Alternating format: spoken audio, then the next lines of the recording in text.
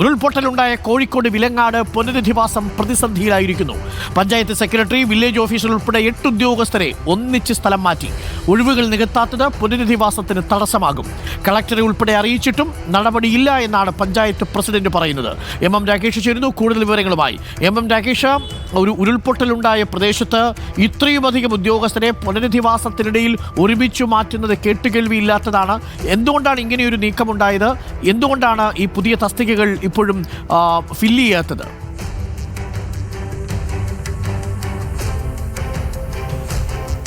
അരുൺകുമാർ, നമുക്കറിയാം വിലങ്ങാട് ഉരുൾപൊട്ടലുണ്ടായ സ്ഥലം ഉൾപ്പെടുന്ന വാണിമേൽ ഗ്രാമപഞ്ചായത്ത് secretary, village officer, village extension ഓഫീസർമാർ, ഒപ്പം തന്നെ ഇതിന് കീഴിൽ വരുന്ന ഉദ്യോഗസ്ഥർ, ഇങ്ങനെ 8ഓളം ഉദ്യോഗസ്ഥർക്കാണ് ഇപ്പോൾ ഒരുമിച്ച് സ്ഥലമാറ്റം ഉണ്ടായിരിക്കുന്നത്.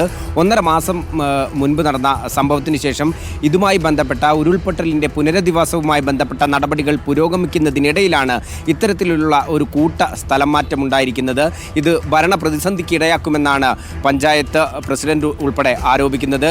ജില്ലാ കലക്ടറുടെ ഉൾപ്പെടെ ശ്രദ്ധയിൽപ്പെടുത്തിയിട്ടും ഇതുമായി ബന്ധപ്പെട്ട നിലവിലുള്ള ഒഴിവുകൾ നികത്തുന്നതിനോ മറ്റൊന്നിനും തന്നെ തയ്യാറായിട്ടില്ല എന്നുള്ളതാണ് രൂക്ഷമായ ആരോപണമായി പഞ്ചായത്ത് ഉന്നയിക്കുന്നത്. 2 സീനിയർ ക്ലർക്ക്, ഒരു ഓവർസിയർ, ഒരു ജൂനിയർ ക്ലർക്ക് തുടങ്ങിയവരുടെ ഒഴിവുകൾ നിലനിൽക്കെയാണ് കൂട്ടത്തോടെ 8 ഉദ്യോഗസ്ഥരെ കൂടെ ഇപ്പോൾ സ്ഥലം മാറ്റിയിട്ടുള്ളത്.